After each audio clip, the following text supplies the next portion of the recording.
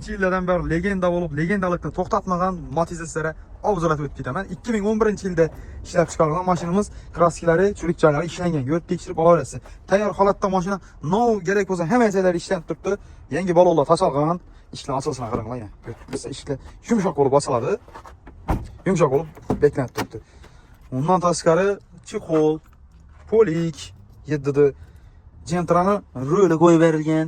Probegi 119 deydi.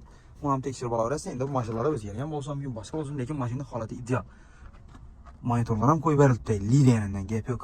Ko'rib turibsiz, apshiplar. Birinchi pozitsiya hisoblanadi bu. Sirtdan qaraganda lekin mashina pollikka o'xshab turadi. 3 portion baribir, ne barabandan. Metallari borligini aytib o'tdim. Endi buni narxi deganda nima deymiz? Xudo xolasa buni variantlar bor, telefon tavarasiz. Bor ham bo'lib ketishi mumkin. Misol kattaroq mashinalarni kichiktirib ketsangiz, ozroq yetar yetmas hammasi bor. Bo'ladan yeri 1 so'm rasmga to'kib olgandan keyin mashina motorlari ham ishlanib turibdi, hammasi tayyor holatda. Mashina 40 million so'm kelishib berdi. Like-ni bosasizdan, Matiz izlab yurganlarga yuborib qo'yasiz. 4 yil avtosalonga kelaverasiz, halol mashinalarni sotib beramiz, sotib olamiz. Mashina ko'p.